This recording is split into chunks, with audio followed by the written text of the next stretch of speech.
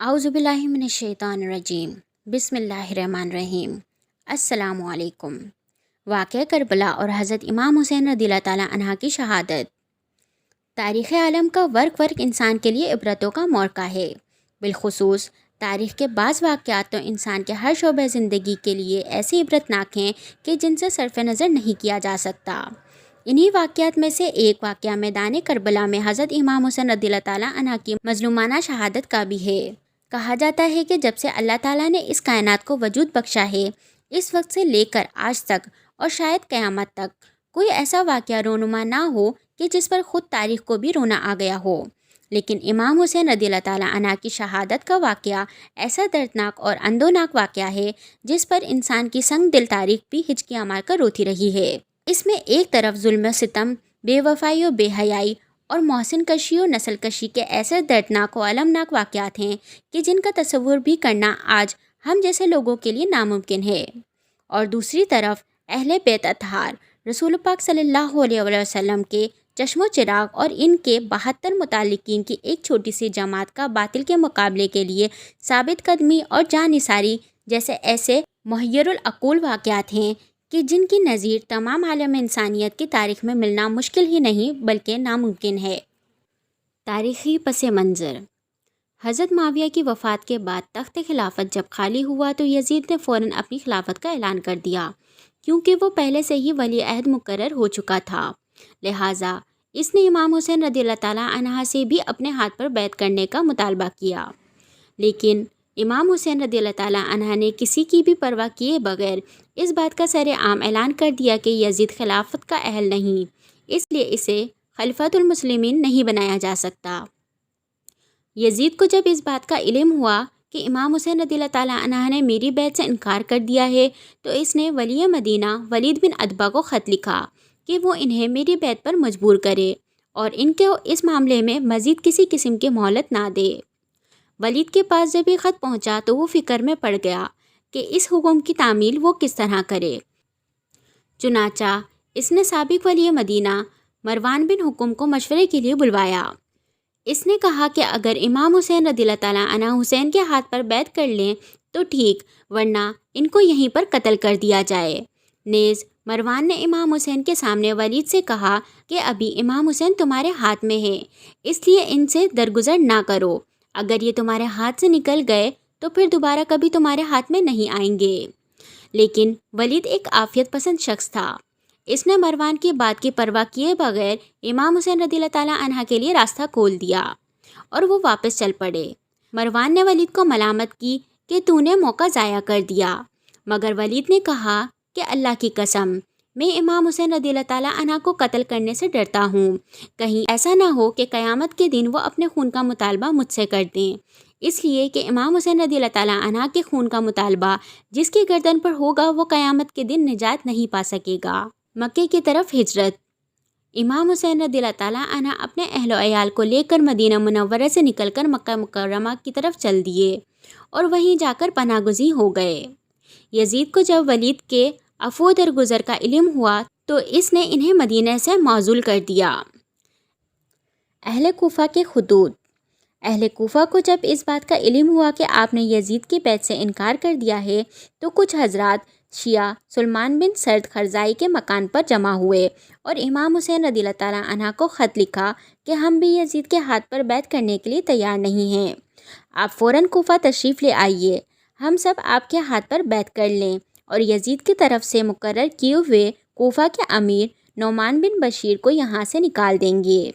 اس کے 2 دن بعد ان لوگوں نے اسی مضمون کا ایک اور خط امام حسین رضی اللہ تعالیٰ عنہ کی طرف لکھا اور چند دوسرے خطوط بھی آپ کے پاس بھیجے جن میں یزید کی شکایات اور اس کے خلاف اپنی نصرت تاوان اور آپ کے ہاتھ پر بیعت کرنے کا یقین دلایا گیا تھا۔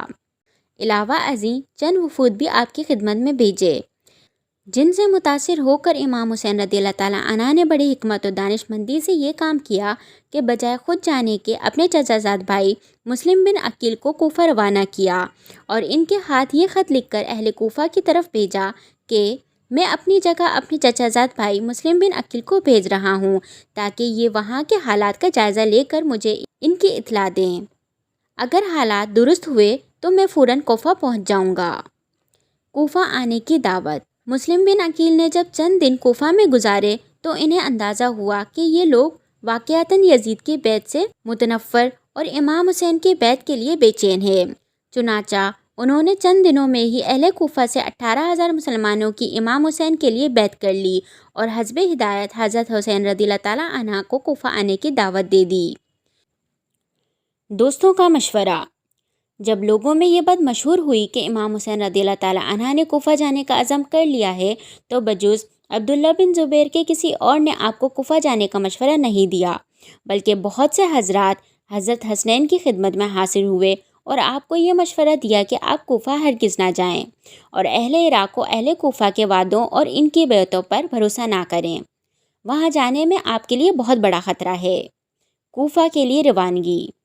لیکن امام حسین رضی اللہ تعالیٰ عنہ نے کسی کی ایک نہ سنی اور 8 یا 9 ذی الحج 60 ہجری کو آپ مکے سے کوفہ کے لیے روانہ ہو گئے۔ کوفہ میں جب ابن زیاد کو امام حسین رضی اللہ تعالیٰ عنہ کی کوفہ روانگی کی اطلاع ملی تو اس نے مقابلے کے لیے پیشگی اپنا ایک سپاہی قادسیہ کی طرف روانہ کر دیا۔ امام حسین جب مقام زیالہ پر پہنچے تو آپ کو یہ خبر ملی کہ آپ کے رضاعی اور چچا زاد دونوں بھائیوں کو اہل کوفہ نے قتل کر دیا ہے۔ اب امام حسین رضی اللہ تعالیٰ عنہ نے اپنے تمام ساتھیوں کو ایک جگہ جمع کر کے ان سے فرمایا کہ اہل کوفہ نے ہمیں دھوکہ دیا ہے اور ہمارے متبعین ہم سے پھر گئے ہیں۔ امام حسین رضی اللہ تعالیٰ عنہ اور ان کے ساتھی ابھی راستے میں ہی چل رہے تھے کہ دوپہر کے وقت دور سے کچھ چیزیں حرکت کرتی نظر آئیں اور کرنے پر معلوم ہوا کہ گھڑ سوار ہیں۔ اس لیے امام حسین اور ان کے ساتھیوں نے ایک پہاڑی کے قریب پہنچ کر محاذ جنگ بنا لیا۔ حر بن یزید کا 1000 کا لشکر۔ اب یہ حضرات محاذ کی تیاری میں مصروف ہی تھے کہ 1000 گھڑ سواروں کی فوج حر بن یزید کی قیادت میں مقابلہ پر آ گئی اور ان کے مقابلے کے لیے آ کر پڑاؤ ڈال دیا۔ حر بن یزید کو حسین بن نمیر نے 1000 گھڑ سواروں کی فوج دے کر قادسیہ بھیجا تھا اور یہ اور اس کا لشکر آ کر امام حسین کے مقابل ٹھہر گئے۔ امام حسین نے حر بن یزید سے فرمایا، تمہارا کیا ارادہ ہے؟ حر بن یزید نے کہا، ہمارا ارادہ یہ ہے کہ ہم آپ کو ابن زیاد کے پاس پہنچا دیں۔ امام حسین رضی اللہ تعالیٰ عنہ نے فرمایا، میں تمہارے ساتھ ہرگز نہیں جا سکتا۔ حر بن یزید نے کہا، اللہ کی قسم، پھر ہم بھی آپ کو یہاں تنہا نہ چھوڑیں گے۔ حر بن یزید کا اعتراف حق۔ اس کے بعد حر بن یزید نے کہا، مجھے آپ سے قتال کرنے کا حکم نہیں دیا گیا، بلکہ حکم یہ ہے کہ میں آپ سے اس وقت تک جدا نہ ہوں جب تک کہ آپ کو ابن زیاد کے پاس کوفہ نہ پہنچا دوں۔ اس لیے آپ کوئی ایسا راستہ اختیار کریں جو نہ کوفہ جائے اور نہ مدینہ، یہاں تک کہ میں ابن زیاد کو خط لکھوں اور آپ بھی یزید یا ابن زیاد کو خط لکھیں۔ شاید اللہ تعالیٰ میرے لیے کوئی مخلص پیدا فرما دیں اور میں آپ کے ساتھ مقالطہ کرنے اور آپ کو ایذا پہنچانے سے کسی طرح بچ جاؤں۔ امام حسین نے عزیب اور قادسیہ کے راستے سے بائیں جانب چلنا شروع کر دیا اور حر بن یزید بھی اپنے لشکر سمیت ان کے ساتھ چلتا رہا۔ امام حسین کا خواب۔ امام حسین جب نصر بن مقاتل پہنچ گئے تو آپ پر ذرا سی قنوط کی طاری ہو گئی، لیکن اس کی تھوڑی ہی دیر بعد آپ انا للہ و انا الیہ راجعون کہتے ہوئے بیدار ہو گئے۔ آپ کے صاحبزادے علی اکبر نے جب یہ سنا تو دوڑتے ہوئے آئے اور پوچھنے لگے، ابا جان کیا بات ہے؟ امام حسین نے فرمایا، میں نے خواب میں دیکھا ہے کہ کوئی گھڑ سوار میرے پاس آیا ہے اور وہ مجھ سے کہہ رہا ہے کچھ لوگ چل رہے ہیں اور ان کی موتیں بھی ان کے ساتھ چل رہی ہیں۔ اس سے میں سمجھا کہ یہ ہماری موت ہی کی خبر ہے۔ علی اکبر کی ثابت قدمی۔ صاحبزادے نے عرض کیا، ابا جان کیا ہم حق پر نہیں ہیں؟ آپ نے فرمایا، بلا شبہ ہم حق پر ہیں۔ صاحبزادے نے عرض کیا، پھر ہمیں کیا ڈر ہے جب کہ ہم حق پر مر رہے ہیں؟ امام حسین نے ان کو شاباشی دی اور فرمایا کہ واقعی تم نے اپنے باپ کا صحیح حق ادا کیا۔ حر بن یزید پر جاسوسوں کا تسلط۔ اس کے بعد امام حسین رضی اللہ تعالیٰ عنہ آگے کی طرف چل دیے اور جب مقام نینوی پر پہنچے تو ایک گھڑ سوار کوفہ سے آتا ہوا نظر آیا۔ یہ سب اس کے انتظار میں اپنی اپنی سواریوں سے نیچے اتر گئے۔ اس نے آ کر امام حسین کو تو نہیں بلکہ حر بن یزید کو سلام کیا اور ابن زیاد کا خط اس کو دیا۔ حر بن یزید نے ابن زیاد کا خط پڑھ کر اس کا مضمون امام حسین رضی اللہ تعالیٰ عنہ کو سنایا اور ساتھ ہی اپنی مجبوری بھی ظاہر کر دی کہ اس وقت میرے سر پر جاسوس مسلط ہیں، اس لیے فی الحال میں آپ کے ساتھ کسی بھی قسم کی کوئی مصالحت نہیں کر سکتا۔ عمرو بن سعد کا 4000 کا لشکر۔ اس کے بعد ابن زیاد نے کوفہ سے عمرو بن سعد کو مجبور کر کے 4000 کا لشکر دے کر امام حسین رضی اللہ تعالیٰ عنہ کے مقابلے بھیج دیا۔ عمر بن سعد نے یہاں پہنچ کر امام حسین رضی اللہ تعالیٰ عنہ سے کوفہ آنے کی وجہ پوچھی تو آپ نے پورا واقعہ سنایا اور فرمایا کہ اہل کوفہ نے خود مجھے یہاں آنے کی دعوت دی ہے، اگر اب بھی ان کی رائے بدل گئی ہو تو میں واپس مدینے جانے کے لیے تیار ہوں۔ عمر بن سعد نے اسی مضمون کا ایک خط لکھ کر ابن زیاد کی طرف لکھا کہ امام حسین رضی اللہ تعالیٰ عنہ واپس جانے کے لیے تیار ہیں۔ پانی کی بندش۔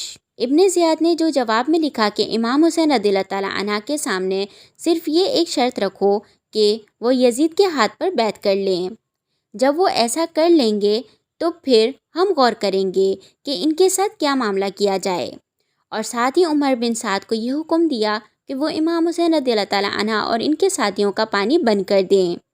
یہ واقعہ امام حسین رضی اللہ تعالیٰ عنہ کی شہادت سے 3 دن پہلے کا ہے۔ پانی پر تصادم۔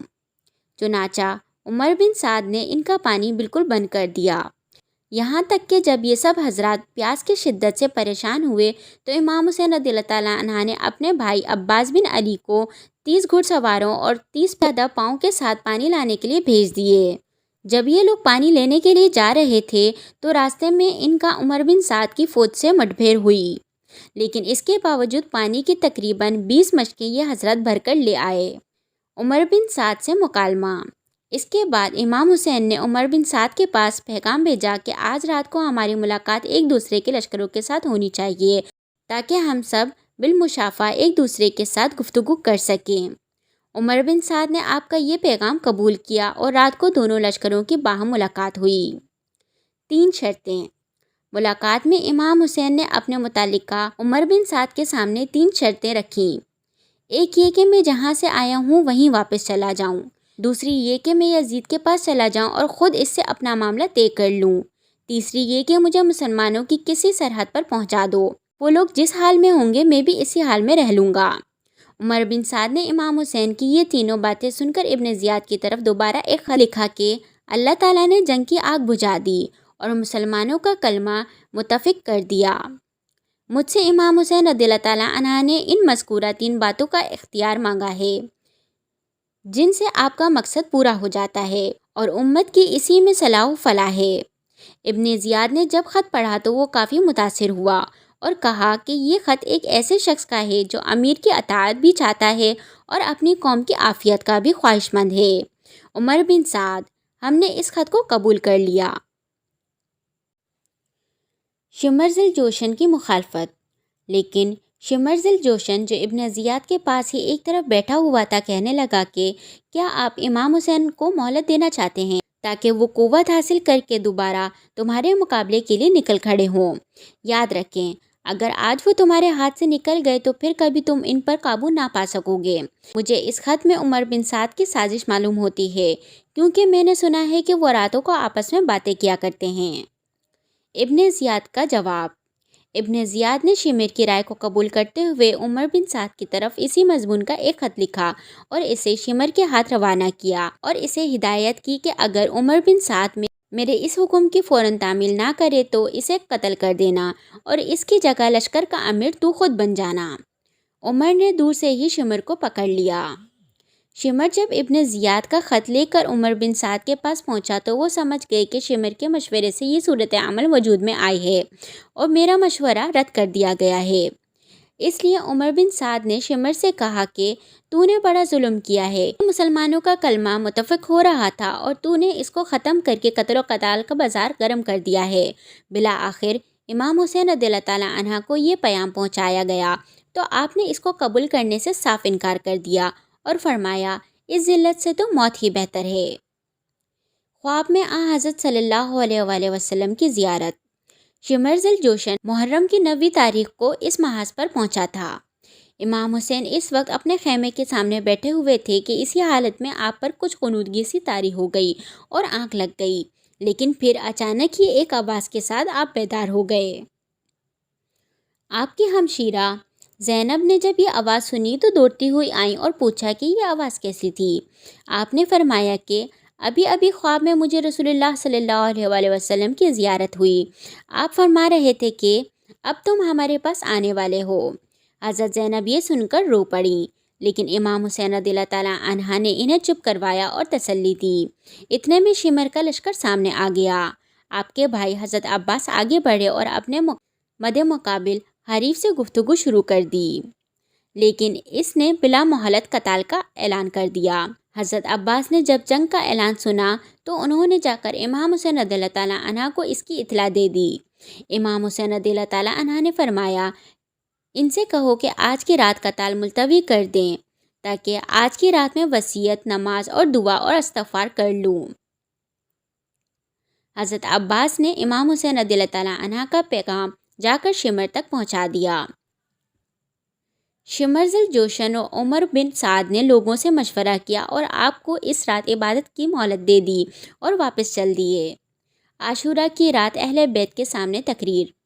امام حسین رضی اللہ تعالیٰ عنہ نے رات کو اپنے اہل بیت اور اصحاب کو جمع کر کے ایک خطبہ دیا جس کا لباب یہ تھا: میں اللہ تعالیٰ کا شکر ادا کرتا ہوں، راحت میں بھی اور مصیبت میں بھی۔ اے اللہ، میں تیرا شکر ادا کرتا ہوں کہ تو نے ہمیں شرافت نبوت سے نوازا، ہمیں کان اور آنکھ اور دل دیے جن سے ہم آپ کی آیات سمجھیں، اور ہمیں آپ نے قرآن پاک سکھلایا اور دین کی سمجھ عطا فرمائی۔ ہمیں آپ اپنے شکر گزار بندوں میں داخل فرما لیجئے۔ اس کے بعد ارشاد فرمایا، میرے علم میں آج تک کسی شخص کے ساتھ ایسے وفاشار اور نیکوکار نہیں ہیں جیسے میرے ساتھی ہیں، اور نہ ہی کسی کے اہل بیت میرے اہل بیت سے زیادہ ثابت قدم نظر آتے ہیں۔ آپ لوگوں کو اللہ تعالیٰ میری طرف سے بہت بہت جزائے خیر عطا فرمائے۔ میں سمجھتا ہوں کہ کل ہمارا آخری دن ہے۔ میں آپ سب کو خوشی سے اجازت دیتا ہوں کہ سب اس رات کی تاریکی میں متفرق ہو جاؤ اور جہاں پناہ ملے وہاں چلے جاؤ، اور میرے اہل بیت میں سے ایک ایک کا ہاتھ پکڑ لو اور مختلف علاقوں میں پھیل جاؤ، کیونکہ دشمن میرا طلبگار ہے، وہ مجھے پائے گا تو دوسروں کی طرف التفات نہ کرے گا۔ یہ تقریر سن کر آپ کے بھائی، آپ کی اولاد، آپ کے بھتیجے اور حضرت عبداللہ بن جعفر کے صاحبزادے ایک زبان ہو کر بولے، واللہ ہم ہرگز ایسا نہیں کریں گے، ہمیں اللہ تعالیٰ آپ کے بعد باقی نہ رکھے۔ عاشورہ کی رات بنو عقیل کے سامنے تقریر۔ اس کے بعد امام حسین نے بنو عقیل کو مخاطب کر کے فرمایا، تمہارے ایک بزرگ مسلم بن عقیل شہید ہو چکے ہیں، تمہاری طرف سے وہی ایک کافی ہیں، تم واپس چلے جاؤ، میں تمہیں خوشی سے اجازت دیتا ہوں۔ انہوں نے کہا، ہم لوگوں کو کیا منہ دکھائیں گے کہ اپنے بزرگوں اور بڑوں کو موت کے سامنے چھوڑ کر اپنی جان بچا لائے، بلکہ اللہ کی قسم ہم تو آپ پر اپنی جانیں اور اولاد و اموال سب کچھ نچھاور کر دیں گے۔ اپنی ہمشیرہ زینب کو وصیت۔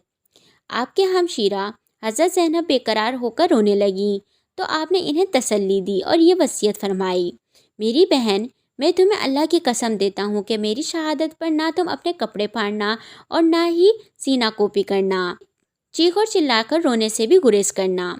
ہمشیرہ کو یہ وصیت فرما کر امام حسنین باہر آ گئے اور اپنے اصحاب کو جمع کر کے تمام شب تہجد اور دعا اور استغفار میں مشغول رہے۔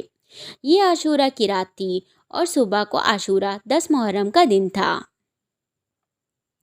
یوم عاشورہ کی صبح 10ویں محرم جمعہ یا ہفتہ کے دن فجر کی نماز سے فارغ ہوتے ہی عمرو بن سعد لشکر لے کر امام حسین کے سامنے آ گیا۔ اس وقت امام حسین کے ساتھ کل 72 اصحاب تھے، جن میں سے 32 گھڑ سوار اور 40 پیادے تھے۔ چنانچہ آپ نے بھی اس کے مقابلے کے لیے اپنے اصحاب کی صف بندی فرما لی۔ حر بن یزید امام حسین کے ساتھی۔ عمر بن سعد نے اپنے لشکر کو 4 حصوں میں تقسیم کر کے ہر ایک حصہ کا امیر بنا لیا تھا۔ ان میں سے ایک حصے کا امیر حر بن یزید تھا، جو سب سے پہلے 1000 کا لشکر لے کر امام حسین کے مقابلے بھیجا گیا تھا اور امام حسین رضی اللہ تعالیٰ عنہ کے ساتھ ساتھ چل رہا تھا۔ اس کے دل میں اہل بیت اطہار کی محبت کا جذبہ بیدار ہو چکا تھا۔ وہ اس وقت اپنی سابقہ کارروائی پر نادم ہو کر امام حسین رضی اللہ تعالیٰ عنہ کے قریب ہوتے ہوتے یک بارگی گھوڑا دوڑا کر امام حسین رضی اللہ تعالیٰ عنہ کے لشکر میں آ ملا اور عرض کیا، میری ابتدائی غفلت اور آپ کو واپسی کے لیے راستہ نہ دینے کا نتیجہ اس صورت میں ظاہر ہوا جو ہم دیکھ رہے ہیں۔ واللہ مجھے یہ اندازہ نہ تھا کہ یہ لوگ آپ کے خلاف اس حد تک پہنچ جائیں گے اور آپ کی کوئی بات نہ مانیں گے۔ اگر میں یہ جانتا تو ہرگز آپ کا راستہ نہ روکتا۔ اب میں آپ کے پاس توبہ طائب ہو کر آیا ہوں، اس لیے اب میری توبہ اور سزا یہی ہے کہ میں آپ کے ساتھ قتال کرتا ہوا جان دے دوں۔ چنانچہ بالآخر ایسا ہی ہوا۔ اہل کوفہ سے بدظنی۔ اس کے بعد امام حسین رضی اللہ تعالیٰ عنہ نے روسائے کوفہ کا نام لے کر پکارا: اے شیس بن ربی، اے حجاج بن ابہر، اے قیس بن اشعث، اے زید بن حارث، کیا تم لوگوں نے کوفہ بلانے کے لیے مجھے خطوط نہیں لکھے تھے؟ لیکن یہ سب لوگ مکر گئے۔ امام حسین رضی اللہ تعالیٰ عنہ نے فرمایا کہ میرے پاس تمہارے تمام خطوط موجود ہیں۔ اس کے بعد فرمایا: اے لوگوں، اگر تم میرا آنا پسند نہیں کرتے تو مجھے چھوڑ دو، میں اسی زمین میں چلا جاؤں گا جہاں مجھے امن ملے۔ قیس بن اشعث نے کہا کہ آپ اپنے چچا زاد بھائی ابن زیاد کے حکم پر کیوں نہیں اتر آتے؟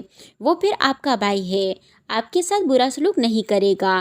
لیکن امام حسین رضی اللہ تعالیٰ عنہ نے فرمایا کہ مسلم بن عقیل کے قتل کے بعد اگر تمہاری رائے یہ ہے تو اللہ کی قسم میں کبھی بھی اس کو قبول نہ کروں گا۔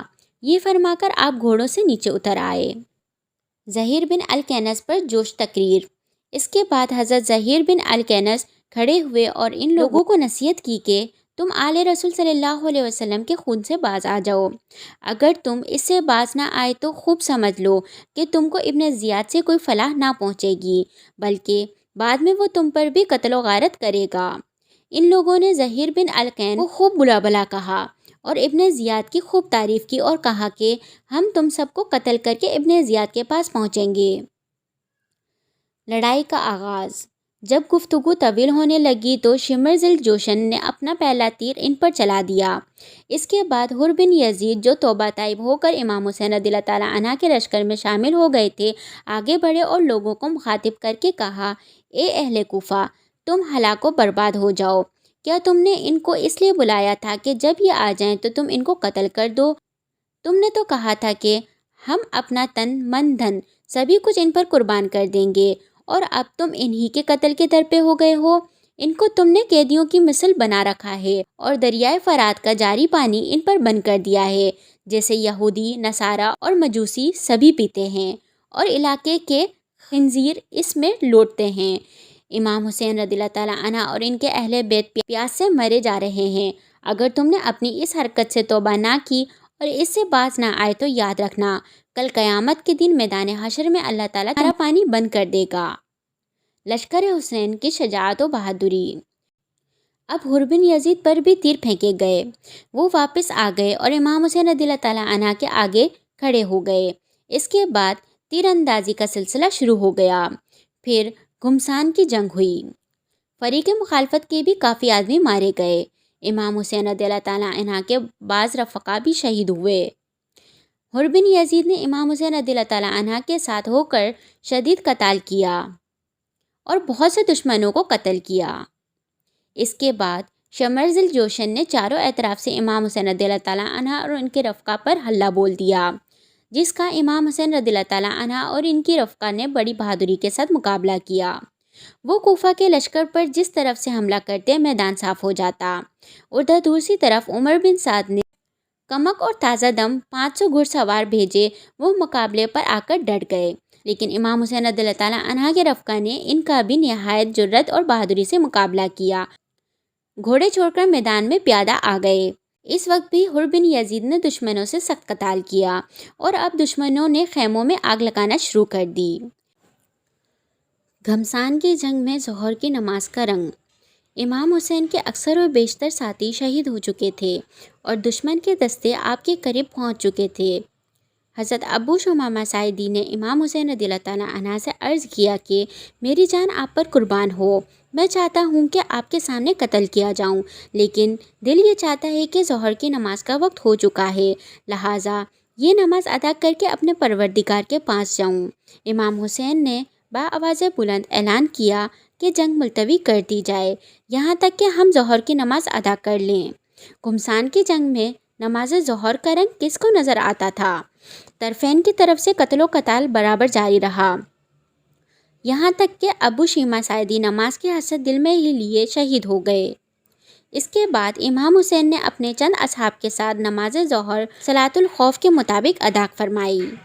نماز ادا کرنے کے بعد امام حسین نے پھر قتال شروع کر دیا۔ اب یہ لوگ آپ تک پہنچ چکے تھے۔ حنفی آپ کے سامنے آ کھڑے ہو گئے اور سب تیر اپنے بدن پر کھاتے رہے، یہاں تک کہ زخموں سے چور ہو کر گر گئے۔ زہیر بن الکین نے آپ کی مدافعت میں سخت قتال کیا، یہاں تک کہ وہ بھی شہید ہو گئے۔ اس وقت امام حسین کے پاس بجز اپنے چند گنے چنے رفقا کے سوا کوئی نہ تھا، اور بچے کچے رفقا بھی خوب اچھی طرح سمجھ گئے تھے کہ اب ہم نہ امام حسین رضی اللہ تعالیٰ عنہ کی جان بچا سکتے ہیں اور نہ ہی اپنی جان۔ اس لیے ہر شخص کو خواہش یہ ہوئی کہ میں امام حسین کے سامنے سب سے پہلے شہید کیا جاؤں۔ اس لیے ہر شخص نہایت شجاعت و بہادری کے ساتھ دشمن کا مقابلہ کرتا رہا۔ اسی میں امام حسین کے بڑے صاحبزادے بلکہ بڑے شہزادے علی اکبر یہ شعر پڑھتے ہوئے دشمن کی طرف بڑھے، جس کا ترجمہ یہ ہے: میں حسین بن علی کا بیٹا ہوں، رب کعبہ کی قسم، ہم اللہ کے رسول صلی اللہ علیہ وسلم کے بہت قریب ہیں۔ اتنے میں مرہ بن منقذ آگے بڑھا اور ان کو نیزہ مار کر زمین پر گرا دیا۔ پھر کچھ اور بدبخت آگے آئے اور لاش مبارک کے ٹکڑے ٹکڑے کر دیے۔ امام حسین لاش کے قریب تشریف لائے اور کہا: اللہ تعالیٰ اس قوم کو برباد کرے جس نے تجھ کو قتل کیا ہے۔ یہ لوگ اللہ تعالیٰ کے معاملے میں کیسے بیوقوف ہیں، تیرے بعد اب زندگی پر خاک ہے۔ اس کے بعد ان کی لاش اٹھا کر خیمہ کے پاس لائی گئی۔ عمر بن سعد نے حضرت حسن کے بیٹے قاسم بن حسن کے سر پر تلوار ماری، جس سے وہ زمین پر گر پڑے اور ان کے منہ سے نکلا: ہائے میرے چچا حسین۔ امام حسین نے بھاگ کر ان کو سنبھالا اور عمر بن سعد پر تلوار سے جوابی وار کیا، جس سے کوہنی سے ان کا ہاتھ کٹ گیا۔ اس کے بعد امام حسین اپنے بھتیجے قاسم بن حسن کی لاش اپنے کندھے پر اٹھا کر لائے اور اپنے بیٹے اور دوسرے اہل بیت کی لاشوں کے قریب رکھ دی۔ دشمن کی فوج سے تن تنہا مقابلہ۔ اب امام حسین تقریباً تن تنہا اور بے یار و مددگار رہ گئے تھے، لیکن ان کی طرف بڑھنے کی کسی میں ہمت نہیں ہو رہی تھی۔ کافی دیر تک یہی کیفیت رہی کہ جو شخص بھی آپ کی طرف بڑھتا اسی طرح واپس لوٹ جاتا، اور کوئی بھی آپ کے قتل کا گناہ اپنے سر لینا نہیں چاہتا تھا۔ یہاں تک کہ قبیلہ کندا کا ایک شقی القلب شخص مالک بن نصیر آگے بڑھا اور اس نے امام حسین کے سر مبارک پر حملہ کر دیا، جس سے آپ شدید زخمی ہو گئے۔ اس وقت آپ نے اپنے چھوٹے صاحبزادے عبداللہ بن حسین کو اپنے پاس بلایا اور ابھی اپنی گود میں بٹھایا ہی تھا کہ بنو اسد کے ایک بد نصیب شخص نے ان پر ایک تیر چلایا، جس سے وہ بھی شہید ہو گئے۔ امام حسین نے اپنے معصوم بچے کا خون دونوں ہاتھوں میں لے کر زمین پر بکھیر دیا اور اللہ تعالیٰ سے یہ دعا کی کہ اے اللہ، تو ہی ان بدبخت اور ظالموں سے ہمارا انتقام لینا۔ اس وقت امام حسین کی پیاس حد کو پہنچ چکی تھی۔ آپ پانی پینے کے لیے دریائے فرات کے قریب تشریف لے گئے، مگر حسین بن نمیر ایک ظالم شخص نے آپ کی طرف ایک تیر پھینکا جو آپ کے منہ پر جا کر لگا، جس سے آپ کے دہن مبارک سے خون پھوٹنے لگ گیا۔ حسین کی شہادت۔ اس کے بعد شمرزل جوشن 10 آدمی اپنے ساتھ لے کر امام حسین کی طرف آگے بڑھا۔ آپ اس وقت پیاس کی شدت اور زخموں سے چور ہو چکے تھے، لیکن اس کے باوجود ان کا دلیرانہ مقابلہ کرتے رہے، اور جس طرح سے آپ آگے بڑھتے یہ سب وہاں سے بھاگنے نظر آتے تھے۔ شمر نے جب یہ دیکھا امام حسین کو قتل کرنے میں ہر شخص لیت و لال سے کام لے رہا ہے، تو آواز لگائی کہ سب یکے بارگی ان پر حملہ کر دو۔ اس پر بہت سے بد نصیب آگے بڑھے اور نیزوں اور تلواروں سے یکے بارگی امام حسین پر حملہ کر دیا، اور اس طرح ان ظالموں کا دلیرانہ مقابلہ کرتے کرتے آخر آپ نے جام شہادت نوش فرما لیا۔ انا للہ و انا الیہ راجعون۔ شمرزل جوشن نے خولی بن یزید سے کہا کہ ان کا سر بدن سے جدا کر دو، مگر آگے بڑھتے ہی اس کے ہاتھ کانپ کر رہ گئے۔ پھر ایک اور بدبخت سنان بن انس آگے بڑھا اور اس نے یہ کارنامہ سر انجام دیا۔ بعد میں جب آپ کی لاش کو دیکھا گیا تو آپ کے بدن مبارک پر 33 زخم نیزوں کے تھے، 34 زخم تلواروں کے اور متعدد زخم تیروں کے بھی تھے۔ امید ہے آپ کو آج کی ہماری ویڈیو پسند آئی ہوگی۔ مزید ایسے اسلامک واقعات سننے کے لیے ہمارے چینل ایک اسلامک سینٹر کو سبسکرائب کریں۔ شکریہ۔